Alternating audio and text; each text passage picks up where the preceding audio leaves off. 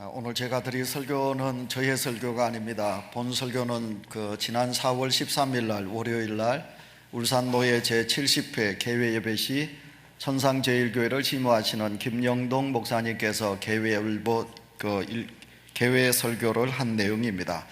제가 노회장 김영동 목사님에게 양해를 구했습니다. 제가 이 설교를 좀 하겠습니다. 제가 메모를 했습니다. 목사님의 설교에 제가 많이 도전을 받았고 은혜를 받았습니다. 그래서 저희 교회에 설교를 한번 하겠습니다.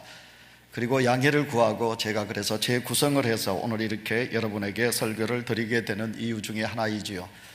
오늘 제가 이 설교를 언제 할까 그러다가 오늘 제가 전하는 것은 7월은 교육의 달입니다. 지난주 우리 총회 주제에 대한 말씀을 제가 여러분에게 분명히 드렸고요. 그래서 다음 세대를 위하여 우리 교회 학교를 생각하면서 지금은 교육의 달, 또 우리 유치부 여러분 성경학교가 끝이 났죠. 이제 중고등부 그리고 아동부 또 우리 항존지 이르기까지 수련이 있습니다. 그래서 우리가 교회 학교에 대한 다시 한 번 더 관심을 가지고 또 우리의 신앙을 다시 재정비하며 믿음으로 달려가고자 하는 의미에서 저는 오늘 이 설교를 여러분에게 전하고자 합니다. 제가 원고에 좀 집착을 하겠습니다. 양해를 부탁합니다. 왜냐하면 저의 설교가 아니고 두 번째로는 통계 자료가 많이 있습니다. 그래서 이것이 있기 때문에 제가 설교에 집착하더라도 여러분들께서 양해하시고 설교를 들으시기를 바랍니다. 우리가 알고 있는 그대로 한국교회는 세계 기독교 역사에 유례가 없을 정도로 많이 부흥을 했습니다. 그러나 언더우드 선교사, 아펜설로 선교사가 1885년 이 땅에 복음을 심은 지 130년이 지난 지금, 이 땅이 해방된 지 70년, 분단 65년을 맞은 지금 한국교회는 큰 위기에 직면하여 있습니다. 알든지 모르든지 우리 기독교는 참으로 한국 기독교는 풍년의 역사를 달려왔지만 지금은 흉년이 다가오고 있습니다. 지금 가까이 왔습니다. 겉으로는 세계 최대의 기독교 아성 같으나 속으로는 많이 지금 침체되어 가며 세속화되어가는 교회가 지금 우리 한국교회가 아닌가 합니다. 지난해 말 한국교회 각 교단은 2013년 말 기준으로 교서의 현황을 발표를 했습니다. 한 6개 교단의 그 발표를 제가 여러분에게 전하겠습니다. 전년도인 2012년에 10만 명 감소해서 작년 한 해는 22만 9,510명으로 약 23만 명의 기독교인이 감소를 했습니다. 23만 명이라면 한 해 동안 1000명 교회가 약 230개 교회가 문을 닫았다 이렇게 생각하면 되겠습니다. 합동책이 13만 7,808명이었고요 기감이 7만 1,477명, 고신이 8,315명, 기장이 7,898명, 예장 합동이 2,393명, 우리 통합이 1,619명이 감소가 되었습니다. 이제 열간 6개 교단만 해도 그런데 한국교회 모든 교단을 합하면 기독교인의 감소 수는 더 많다, 우린 그렇게 지적할 수 있겠습니다. 아세안 미래 인재연구소장인 최윤식 박사는 현재 교회 위기를 고려할 때 35년 후인, 그러니까 2050년이 되면 한국교회 교인 수는 현재 약 800만원에서 300만원에서 350만으로 줄어들게 될 것이다, 이렇게 감소 추세를 내다보고 있습니다. 그리고 1차, 2차 베이붐 시대가 은퇴하는 13년 후인 2028년경 교회는 헌금이 현재의 반토막이 되며 앞으로 10년 이내에 교회 부채를 감당치 못하여 부도로 넘어지는 교회들이 많이 있을 것이다 라고 진단하고 있습니다. 2013년 5월에 한국기독교 목회자협의회에서 발행한 한국기독교 분석 리스트에는 한국교회 위기를 이렇게 4가지로 진단을 하고 있습니다. 첫째, 믿지 않는 가정에서 태어나 전도를 통해 신자가 되는 비율이 기독교 우리 교회 안에서 급격히 줄어들고 있다고 말합니다. 두 번째로는 우리 기독교 안에서 다른 종파로, 다른 교단으로 아닌 비신자 다른 종교로 넘어가는 성도들이 많이 있다, 이렇게 진단하고요. 셋째, 교회에 실망을 해서 교회에 출석하지 않는 성도들의 숫자가 자꾸만 늘어나고 있다. 넷째는 전도 대상인 비신자들이 기독교에 대한 호감도가 어느 교파보다 많이 우리 기독교를 향하여 질척하고 있다, 이렇게 이제 4가지 진단을 하고 있습니다. 교회성장연구소가 편집한 한국교회 경제력 보고서에 의하면 한국교회는 새신자 등록을 0%, 한 명도 전도하지 못한 교회가 이 한국 땅의 37.2%가 되고요, 단 한 명이라도 전도한 교회는 8%밖에 되지 않는다고 지적하고 있습니다. 한국갤럽이 조사한 종교에 대한 호감도 조사에서 기독교가 호감도에서 꼴찌로 나오기도 합니다. 40대를 기준으로 세대가 내려갈수록 종교에 대한 비율이 적고 기독교에 대한 관심이 떨어지고 있다고 합니다. 이런 2030 세대의 탈종교와 현상은 교회와도 무관하지 않다, 우린 그렇게 말할 수 있겠습니다. 성도의 숫자가 교인의 감소의 원인이 어디 있을까? 여러분, 성직자의 부도덕, 존경심이 사라지고, 또한 가정의 저출산도 원인이 되기도 하지요. 또 특별히 청소년들이 하나님의 교회에 와닿는 세상의 문화에 더 젖어들고 있기 때문에 교회 이탈에 문제가 있다고 우리는 그렇게 말할 수 있겠습니다. 우리 대한예수교 장로회 통합 우리 교단에서는 만사운동이 3년 전에 있었습니다. 만사운동이 있고 난 다음 지금 3년이 지난 우리 교단의 감소 추세를 제가 여러분에게 말씀을 드리고자 하겠습니다. 2010년 285만 2311명이던 우리 교단의 교인 숫자가 2011년에는 186명이 감소했고요, 2012년에는 4만 1594명이라고 그렇게 감소가 되었고, 2013년에는 1619명이 감소하여 2013년 말 현재 우리 교단의 숫자는 280만 8912명이 되었습니다. 우리 대한예수교 장로회 우리 통합적 교단도 3년 동안 얼마의 교인이 떨어졌느냐 하면 4만 4천 명의 교인이 떨어진 것입니다. 이는 1000명 교회가 44개, 그러니까 40개가 넘는 교회가 문을 닫았다, 이렇게 우리가 생각하면 되겠습니다. 특히 우리 교회의 미래라고 볼 수 있는 다음 세대인 주일학교의 숫자, 감소 숫자는 지극히 더 많다, 그렇게 이야기할 수 있습니다. 총회 산하 교회학교 절반 이상이 교회학교를 운영하지 못하는 교회들로 있다는 것입니다. 48%가 교회가 중고등부가 없습니다. 그리고 78.5%가 그 교회는 뭐가 없느냐?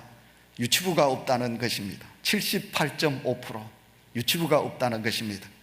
지난 10년 동안 어린이 부서가 38만에서 28만 명으로 줄어들었습니다. 그런데 지금은 무슨 수가 적다는 차원이 아니라 여러분, 교회 학교에 어린 학생들이 아예 없다는 것이 우리의 가슴을 너무너무 아프게 하고, 내일의 우리 한국교회가 얼마나 참담한가 하는 것을 우리는 잘 알게 됩니다.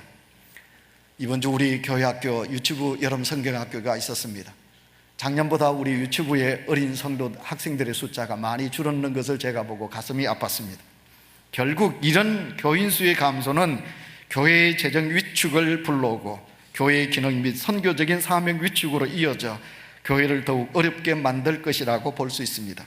지금 교회에서 충성하는 세대는 앞으로 5년, 10년이 되면 은퇴를 하게 될 것입니다.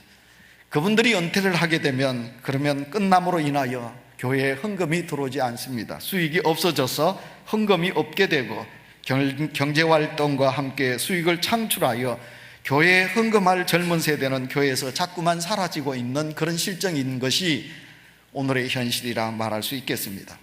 작년 11월 기준 우리나라에 들어온 이슬람, 그러니까 무슬림은 지금 20%가 넘도록 대성장을 이루고 있습니다. 혹시 이 자리에 신천지 교인이 있습니까? 신천지, 그리고 하나님의 교회는 정말 크게 지금 성장을 하고 있는 것에 비하여 진리이신 예수 그리스도를 믿는 오늘 우리 교회는 자꾸만 인원이 감소하다는 이유가 어디 있겠습니까? 여기에 우리는 가슴을 통탄하며 하나님 앞에 죄스러운 마음으로 서야 되지 않겠습니까? 바로 그 책임은 저에게 있지요. 우리 교회 교육자들에게 있겠지요. 오늘 이 교회의 이 감소는 우리 교회 장로님들과 교회 지도자들에게 있겠지요. 또한 여러분, 우리 성도들에게 그 책임이 있다, 그렇게 말씀드리겠습니다. 너무너무 많이 들은 소리입니다. 서구라파 영국교회는 지금 그 웅장한 교회들의 건물이 무슬림의 사원이 되고 술집이 되고, 그리고 교회들마다 문을 닫고 텅텅 비고 있는 것을 잘 알고 있습니다. 북미, 그러니까 미국을 비롯한 캐나다 이런 북미 지역에 1년마다 4,000교회 교회가 지금 문을 닫고 있다고 합니다. 이제 우리 한국 교회도 얼마 가지 않아서 이렇게 문을 닫는 교회들이 교회들마다 많이 일어나게 될 것입니다. 그러니까 우리는 안주해서는 아니 되고 우리 교회는, 한국 교회는 안전하다라고 생각하는 것은, 이것은 큰 잘못이라고 말씀드릴 수 있겠습니다. 오늘 본문 속에 이제 돌아가도록 하겠습니다. 바로왕이 나옵니다. 그가 꿈을 꾸었습니다. 하나님은 바로왕에게 꿈으로 그 나라의 현실을 보여주고 그 역사를 보여주고 있는 것입니다. 바로가 꿈을 꾸었습니다. 여러분, 그 바로가 꿈을 꾸니 살찐 소 7마리, 그리고 여러분 그 아름다운 그런 7마리의 소가 나오고 있습니다. 그 다음 또 꿈을 꾸니까 그 꿈 속에 마른 소 7마리가 나옵니다. 근데 가슴 아픈 것은 그 마른 소 7마리가 살찐 소 7마리를 잡아먹는 그런 흉측한 꿈을 꾼 바로. 바로는 이 꿈을 꾸고 이것이 도대체 무슨 꿈이란 말이냐, 그래서 꿈을 해몽할 사람을 찾았는데 그가 찾았던 사람이 바로 하나님의 사람 요셉이었던 것을 잘 알고 있습니다. 요셉은 오늘 30절에 이렇게 말합니다. 바로에게 하나님이 그가 하신 일을 바로에게 보이셨습니다.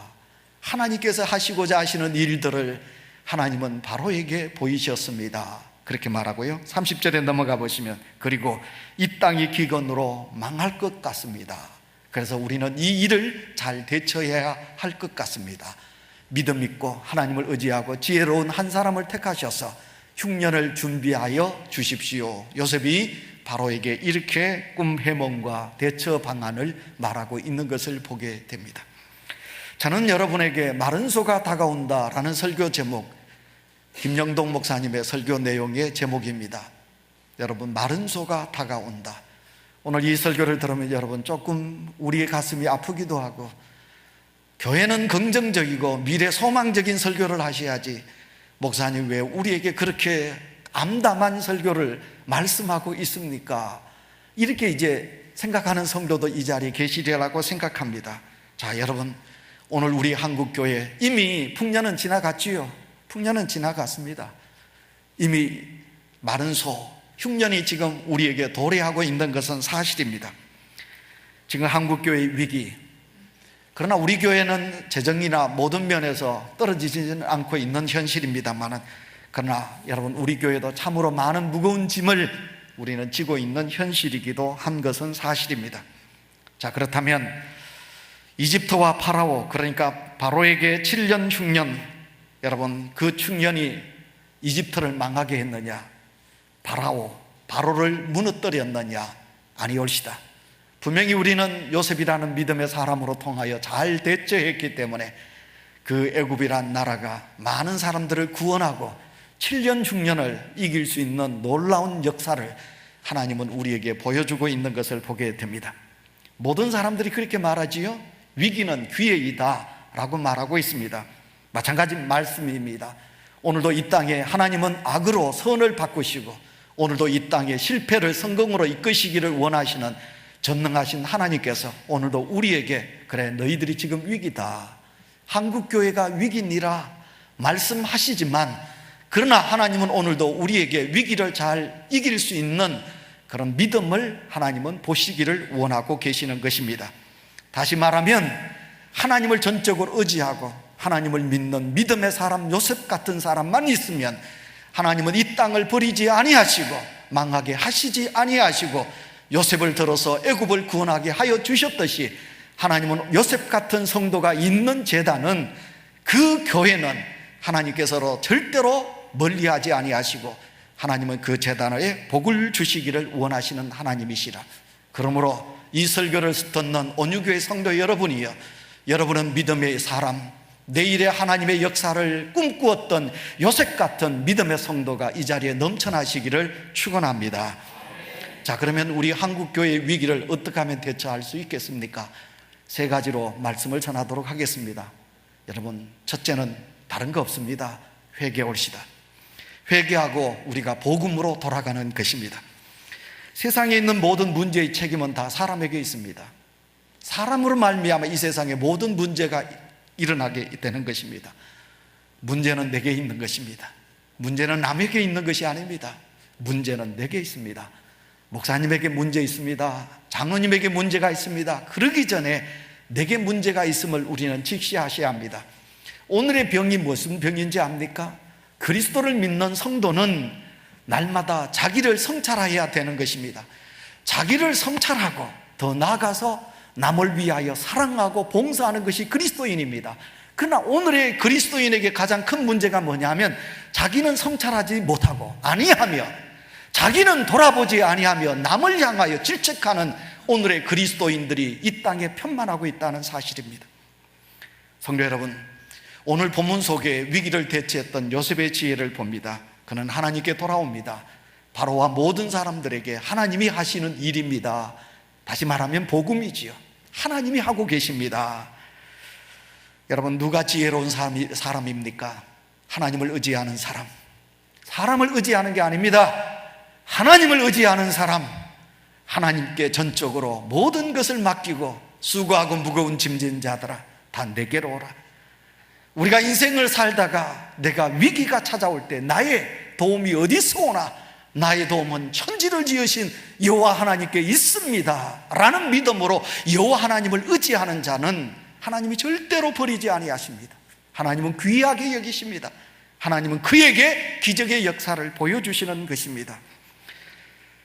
오늘 이 자리에 한국교회, 더 나아가 한국교회 말하지도 마시고 우리 온유교회를 위하여 수고하고 무거운 짐진 우리 장로님들과 믿음의 성도들이 이 자리에 계십니다. 여러분, 나름대로 충성하셨습니다. 나름대로 하나님의 제단을 위하여 십자가를 지셨고 희생하셨습니다. 그러나 사실 분명하게 말하면 내게 책임이 있는 것입니다. 한국교회 지금 이 위기는 남들에게 있는 것이 아니라 내게 있는 것입니다. 잘한 것도 맞지만 책임이 내게 많이 있다, 이 말입니다. 겸손히 주님 앞에 서서 자신을 복종시켜야 하는데 나는 예수 그리스도를 믿으면서 나란 존재가 너무 자리 잡고 있는 것입니다. 주님의 몸인 교회를 위하여 충성한다고 하면서도 우리는 너무나 주님보다 자신을 앞세워 품위 없이 살아왔던 죄가 우리 속에 있는 것입니다. 이는 우리가 알고 세상이 알고 하나님이 아는 사실입니다. 우리는 더 진실하셔야 되겠습니다. 더 겸허하셔야 되겠습니다. 하나님 앞에 설 때마다 우리는 더 낮아지셔야 되겠습니다. 교만한 내 믿음과 교만한 내 생각을 버리고 겸손하게 하나님 앞에 무릎을 꿇으셔야 되겠습니다. 매일같이 주님을 돕게하는 믿음이 내게 있어야 합니다. 주님을 만나셔야 합니다. 그리고 주님 앞에 내 죄를 회개하셔야 합니다. 그리고 철저하게 한국교회와 이 온유교회와 우리의 자녀들을 위하여 눈물을 흘려야 될 때가 지금이라고 말할 수 있는 것입니다. 교회가 교회되게 하지 못한 죄를 우리는 회개해야 합니다. 교회가 교회됨에 문제가 있으면 교회는 세상에서 그 존재의 이유를 상실합니다. 예수님의 몸인 교회가 되어야 되는데 목사도 장로도 그 누구도 교회의 주인은 아니올시다. 교회의 주인은 주님이시고 우리 예수 그리스도가 머리시라면 우리는 몸과 지체일 뿐입니다. 그렇다면 교회는 자신을 위하여 존재하지 말아야 합니다. 그리스도가 남과 세상을 위하여 존재하여 주셨듯이 우리도 이웃을 위하여, 제가 누누이 강조하였지요, 배려하고 약한 자들을 위하여 사랑하고 나누는 아름다운 남을 낮게 여기는 믿음의 사람으로 우리가 나가야 되지 아니하겠습니까? 이제 더 이상 분쟁도 말아야 되겠고 우리가 부도덕한 생활도 우리는 금해야 되겠고 금욕주의, 인본주의에 우리는 빠지지도 말아야 되지 않겠습니까? 철저하게 누구의 지배를 받아야 되겠습니까? 철저하게 우리 성령의 지배를 받으셔야지 어느 누구의 지배를 받으셔서는 아니 된다는 사실입니다. 오직 주님의 성령이 이끄시는 대로 그 주님의 지배하신 대로 우리가 나가야 될 믿음이 내게 있어야 된다, 그런 것입니다. 복음으로 살지 못한 죄를 우리는 깨달으셔야 합니다. 복음이 무엇입니까? 지난주 제가 총회 주제에 대한 말씀을 드리면서 복음은 다른 것이 아닙니다. 예수 그리스도, 예수 한 분, 예수 한 분만으로 만족하는 예수 그리스도가 복음이 아니십니까? 다른 그 어떤 것도 복음은 아닙니다. 오직 복음은 예수 그리스도라는 사실입니다. 전통 좋습니다. 제도 좋습니다. 관습 좋습니다. 어떤 프로그램 그것도 좋습니다. 우리가 원래회를 합니다. 당회를 합니다. 재직회를 합니다. 여러분, 회의도 중요합니다. 그러나 전통도 복음은 아닙니다. 회의도 복음은 아닙니다. 오직 복음은 예수 그리스도이신 것입니다. 우리의 역사는 복음이지 종교화가 되어서는 아니 되는 것입니다. 예수 그리스도를 믿는 성도들이 늘 듣는 말, 종교인이 되어서는 안 됩니다. 기독교 성도가 되고 기독교인이 되셔야 되지, 성도가 되고 신자가 되셔야 되지, 우리가 종교인이 되어서는 아니 된다는 거지요. 그래서 우리가 오늘 예수 그리스도를 믿지만 내 속에 그리스도가 살아계시는가? 혹시 내가 예수 그리스도를 믿지만 예수를 잃어버린 자는 아닌가? 자기를 겸허하게 돌아보셔야 되는 것입니다. 그래서 우리는 하나님 앞에 복음으로 살지 못한 죄가 내게 있습니다. 말씀대로 순종하지 못한 죄가 남에게 있는 것이 아니라 내게 있습니다. 하나님, 내가 죄인입니다 하고 우리 모두가 다 주님 앞에 두 손 들고 회개하는 역사가 있으시기를 축원합니다. 그래야만이 한국교회와 우리 온유교회는 다시 회복되는 역사가 있을 것입니다. 그 다음에 두 번째, 어떻게 하면 이 위기를 잘 대처할 수 있겠습니까? 그것은 씨 뿌리고 절약을 해야 되겠습니다. 다산 정약용 선생이 편집한 속담집인 이담 속찬이라는 책 속에 농부아사 침골종자라는 말이 있습니다. 이 말은 뭐냐면, 농부가 흉년이 들었습니다. 흉년이 들었는데 자기가 죽을지언정, 배를 고파 죽을지언정 자기 머리맡에 있는 씨는, 종자 씨는 절대로 먹지 않는다, 그 말입니다. 우리 한국교회, 우리가 교회가 해야 될 일은 씨 뿌리는 일입니다. 씨는 복음이지요. 예수, 그 예수를 뿌려야 된다는 것입니다. 씨를 뿌려야 된다는 거예요. 오늘 우리 장로님이 기도하셨지만 씨를 뿌립니다. 그러나 이 세상이 옥토가 아닙니다. 우리가 복음을 전하지만, 눈물로 복음을 전하지만, 눈물로 복음을 전하고 눈물로, 여러분, 우리는 실망할 때가 너무 많이 있습니다.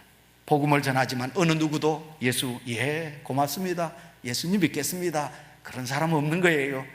어느 누가 복음을 쉽게 받아들입니까? 세상은 온통 가시밭길, 자갈밭, 신장로와 같이 세상은 사람들의 마음이 강박갈대로 강팍해져 있는 것입니다. 그러면 아이고, 세상이 옥토가 아닌데 어찌 우리가 복음 씨앗을 뿌릴 수 있습니까? 뿌릴 수 없습니다 라고 해서는 아니 된다는 것입니다. 여러분, 우리 주님께서 말씀하여 주셨습니다. 씨를 뿌려라. 하나님은 심는 대로 거둔다고 하셨습니다. 우리가 씨를 뿌리면 거두게 하시는 이는 하나님이시라. 우리가 씨를 뿌릴 때 30배, 60배, 100배로 하나님께서 열매 맺게 하실 줄 믿습니다. 그러므로 우리는 씨를 뿌려야 될 사명이 우리 속에 있는 것입니다. 우리 한국교회의 진정한 위기가 밖에 있는 게 아닙니다. 내 속에 있는 것이고 우리 교회 안에 있는 것이, 이것이 위기인 것입니다. 무슨 위기입니까? 나만 예수 믿고 천국 가면 된다는 거예요. 내 가정에 내 식구들과 함께 나만 행복하고 예수 믿어 행복하고 나만 예수 믿고 천국 가면 된다는 거예요. 당신은 지옥 가든 말든, 당신이 예수 믿든 믿지 않든 말든 당신하고는 상관이 없다는 거예요. 나만 예수 믿고 나만 천국 가면 된다는 거예요. 이런 이기주의가 오늘 내 속에 너무너무 팽배한 거지요. 이걸 다시 말하면 구원관이 없는 거지요. 천국이 있고 영원한 하나님의 나라가 있다고 생각하면, 여러분, 내 사랑하는 형제가, 친구가 지금 죽어가는데 그 사람 그냥, 여러분, 둔다는 건 뭡니까? 내가 천국에 대한 확신이 없기 때문에 그 사람에 대한 집착을 가지고 그 생명을 살리기 위하여 복음을 전하고 애쓰지 않는다는 거지요. 하나님의 교회는 눈물 흘린 자의 눈물이 오늘 우리를 있게 했지요. 교회를 위하여 우리 장로님들과 많은 믿음의 종들이 피를 흘린 제단, 그 순교의 피가 있고 희생의 피가 있는 그 제단으로 통하여 하나님의 교회가 오늘 존재하고 있지 않겠습니까? 전도는 교회의 본질이지요. 죄송하지요. 제가 지난 6월 말 참회 기도를 제가 여러분에게 요청하면서 우리가 전반기 6개월 동안 한 번도 내 입술로 예수 믿으라고 전도하지 못한 죄를 회개합시다, 제가 그랬어요. 저와 여러분, 우리가 전도하지 못한 죄를 우리는 하나님 앞에 회개해야 되겠습니다. 더 나아가 씨를 뿌리고, 그 다음에 우리가 두 번째로 더 나아가 뭘 해야 되느냐? 절약정신을 가져야 합니다. 성도들이 아끼고 눈물로 준비하여 하나님 앞에 드려진 예물을 우리는 절대로 낭비해서는 아니 되는 것입니다. 우리는 그것을 몸소 우리는 체험하고 있습니다. 더군다나 지금 한국교회는 마른 소가 위기 앞에 우리에게 다가오고 있습니다. 그래서 교회는 절약정신을 잊게 합니다. 교회가 절약하면 성도는 고생하게 되어 있습니다. 불편하게 되어 있습니다. 절약하기 위해서 불편한 그런 희생을 감수하셔야 합니다. 내가 헌금했는데 차를 타야지. 내가 헌금했는데 밥을 먹어야지. 내가 헌금을 했는데 안락한 자리에 앉아야지. 내가 헌금했는데 내가 어떻게 해야지. 그건 하나님이 없는 것입니다. 인본주의입니다. 헌금은 하나님께 드려지는 것이에요. 그래서 성도 여러분, 내가 헌금했기에 내가 어떻게 해야 된다. 우리 교회 안에서 그런 보상심리, 절대로 그건 믿음의 자세가 아닙니다. 내 물질을 하나님께 드렸으면 그것으로 끝나는 것이지, 하나님의 교회가 내게 어떻게 해달라, 이건 하나님께 드렸다는 정신이 아니라는 거예요. 그건 세상의 인간들이 가지는 생각이라는 거예요. 그리고 저와 우리 교회를 이끌어 가시는 장로님들과 모든 지도자들은 어쩌든지 우리 교회는 비전센터로 통하여 많은 부채가 있는 교회지요. 그렇기 때문에 우리는 교회가 큰 위기가 도래하기 전에 우리는 교회는 철저하게 재정적인 어떤 조금 우리가 금금절약을 해서 다음 세대에게 우리가 아름다움을 물려줘야 되지 않겠습니까? 요셉은 7배 풍년에 애굽 땅의 5분의 1을 거두어 비축합니다. 우리도 구체적으로 흉년에 대비하여야 되겠습니다. 그래서 자신이 속한 교회뿐만 아니라 다른 사람과 다른 곳에 우리가 하나님의 귀한 역사를 선교를 하고, 그리고 교회도 지어주고 가난한 자들에게 베푸는 그런 아름다운 재단으로 나아가는 은혜가 있으시기를 축원합니다. 세 번째, 우리 교회의 위기를 어떻게 대처해야 되겠습니까? 세 번째, 성도를 제자화 삼아야 되겠습니다. 제자로 삼아야 된다는 것입니다. 하나님이 특별히 가치 있게 여기는 것이 있습니다. 그것은 무엇입니까? 예수님께서 마지막 십자가에 달려 죽으시고 하나님의 나라 저 천국으로 가시기 전에 우리 주님께서 마지막으로 당부하신 말씀이 뭡니까? 제자들 보고 너희는 가서 제자를 삼아라. 모든 세상 끝까지 가서 너희들은 제자를 삼을지어다. 우리 주님께서 그렇게 말씀하여 주셨습니다. 목회자들이 가장 큰 잘못이 뭐냐? 우리 교회를 부흥해야 된다, 부흥시켜야 된다. 성도들이 생각하기도 교회를 부흥시켜야 된다. 그래서 어떤 울산의 모 교회는 여러분 작은 개척교회 성도들 다 빼앗아갑니다. 그래서 교회는 커지지만 여러분 10명, 20명을 데리고 눈물로 재단을 쌓았던 목회자들이 한숨 짓고 있는 땅이 지금 울산입니다. 울산뿐만 아니라 서울의 큰 교회들이나 메가처치, 이런 큰 교회들은 크면 자꾸 커지는 겁니다. 그러나 작은 교회 개척해서 전도하고 그랬던 성도들은 그 성도들을 빼앗길 때 그들의 가슴이 아픔이 얼마나 크겠습니까? 이것이 하나님 앞에 우리는 죄가 됩니다. 목회자, 교회를 부흥시킨다, 이것도 죄가 될 수도 있습니다. 그런데 교회는 부흥, 하나님이 좋아하시지요. 부흥해야 되지요. 그러나 여러분, 교회가 부흥되면 여러분 하나님의 사역을 많이 감당할 수 있지요. 그러나 그것보다 더 중요한 것은 한 생명 한 생명을 예수님의 제자로 만든다는 것입니다. 어떤 풍랑이 오고 어떤 어려움이 오고 어떤 일이 있어도 내 예수 안 믿겠습니다, 나는 이 교회 다니지 않겠습니다, 이런 말이 아니라 나는 이 재단을 위하여, 주를 위하여 십자가 지겠습니다. 주님이 가르쳐 주신 대로 그 뜻대로 나는 나아가겠습니다. 나는 예수의 제자가 되겠습니다. 이런 성도 한 사람을 세우는 일을 감당하는 일이 지금 우리에게 가장 시급한 일이 아니겠습니까? 자, 여러분, 조그마한 일에도 얼마나 실족합니까? 조그마한 일에도 얼마나 우리 주님을 섭섭하게 합니까? 여러분, 작은 어려움 앞에 얼마나 우리는 실족하는 자리에 있습니까? 여러분, 이런 사람은 제자가 아니올시다. 주님이 걸어가신 그 길을 우리 주님이 분명히 말씀하여 주셨습니다. 나를 따르거든 너 십자가를 지고 나를 따라오너라, 그렇게 말씀하지 않으셨습니까? 그러므로 제자는 자기 십자가, 우리 주님이 지셨던 그 십자가를 짊어지고 따라가는 자가 바로 예수 그리스도의 제자라, 그렇게 말할 수 있는 것입니다. 더 나아가서 여러분, 우리 교회 안에 젊은이들 빨리 시집 장가 가십시오. 시대가 말세인지라 여러분 결혼 연령이 늦어지고 있습니다. 이것도 하나님의 창조 섭리가 아닙니다. 20대 시집 가시고 20대 장가 가시고, 그러면 목사님 나는 지금 나이가 30이 넘었는데 그냥 빨리 너무 눈썹 위에 눈 가지 마시고 어쩌든지 배우자 빨리 구하시고 빨리 시집가고 장가 가시고, 그리고 가자마자 빨리 떡두꺼비 같은 아들 놓으시고 공주 같은 이쁜 딸 놓으시고 자녀를 많이 놓으십시오. 출산율이 높아야 합니다. 한국교회 하나님 앞에 비극이 뭡니까? 죄가 무엇입니까? 산하 제한입니다. 하나님은 주십니다. 하나님은 주시면 그 생명에 대한 하나님의 책임을 지십니다.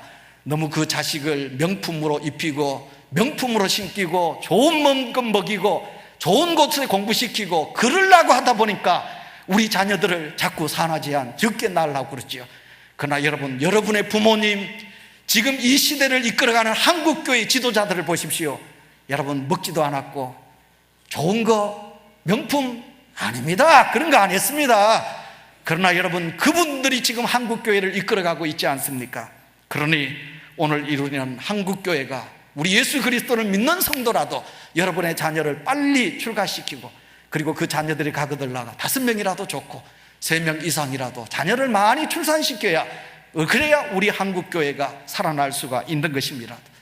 지금 40세 전 된 우리 중삼청에 계시는 많은 성도 여러분, 지금이라도 병원에 가서 풀고, 지금이라도 어쩌든지 오늘 밤 일찍 주무시고 그러셔서 지금이라도 하나님 앞에 회개하는 마음으로 기도 꼭 하시고, 하나님 아들이라도 좋고 딸이라도 좋습니다, 주시는 대로 제가 믿음으로 받겠습니다. 그래서 많이 출산하는 그런 은혜가 있으시기를 바랍니다. 아멘 소리가 더 크셔야 하는데, 웃는 이야기를 제가 했는데, 그래 제가 웃자고 하는 말은 아니거든요. 이건 제 설교 원고가 지금 더 붙여졌는 거거든요. 그러나 지금 현실 속에 목사님의 자녀가 교회를 다니지 않아요. 장로님의 자녀 중에 교회를 다니지 않는 자녀가 있어요.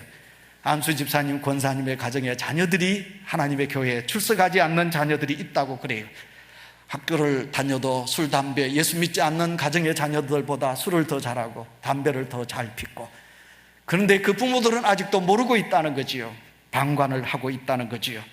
현재 그리스도인들이 그 자녀들만 확실히 제자 삼아서 무장을 시킨다면, 내 자녀를 하나님의 제자로 양육만 시킨다면 우리의 미래는 그렇게 어둡지 않을 거예요. 그래서 하나님은 우리 온유교회 3월달에 백양로교회 김태영 목사님을 주셔서 3대 신앙을 계승하자, 이 설교를 저희들에게 주셨어요. 여러분 시간이 가지만 그 설교 예화를 들어보셨지요? 권사님이, 진주의 영락교회 권사님이 회갑잔치를 25년 전에 하셔야 되는데 안 하겠다고 그랬죠. 왜? 목사님 가셔서 왜 권사님 회갑잔치를 안 하십니까? 아들들이 하려고 그러는데. 그때 권사님이 뭐라고 그랬어요? 더 돌아보면서, 목사님요, 내 새끼가 지금 죽어가는데, 내 새끼가 지금 군대 가서 예수님 안 믿고 지금 영원한 죽음을 맛보고 있는데 내가 그거 회갑잔치 밥이 가면 되나요? 나는 절대로 회갑잔치 못합니다. 내 자식이 죽는데 내가 어떻게 그 자식 죽어가는데 내 입에 밥이 들어간단 말입니까? 여러분, 그렇게 말씀하셨던 그 권사님의 믿음이 여러분에게 있으셔야 한다는 거예요. 여러분의 자녀들이 믿음 생활 잘하고 계십니까? 믿음의 길을 걸어가고 계십니까? 그런데도 여러분이 편안하게 새벽을 깨우지 못하고 그 영혼을 불쌍히 여겨달라고 눈물을 흘려 기도하지 못하고 그냥 쉽게 잠이 오십니까? 여러분, 그 여러분의 입술에 밥이 들어가고 있습니까? 여러분, 그것은 믿음이 잘못된 것이 아닙니까? 여러분, 개신교의 전성률은 아버지가 예수님을 믿으면 47%가 예수님 믿는데요, 어머니가 예수님 믿으면 70% 이상이 예수님을 믿는데요. 그러니까 아버지가 예수 믿고 어머니가 예수 믿으면 그 가정에 믿음의 개성은 더 일어나겠지요. 그런데 가슴 아픈 것은 불교, 그러니까 1년에 한 번 절에 가지만 불교 성도라 그래야 되나요? 신자들은 여러분 97%가 자녀들이 불교인이 된대요. 그게 비하면 우리는 하나님 앞에 부끄러운 게 아니겠습니까?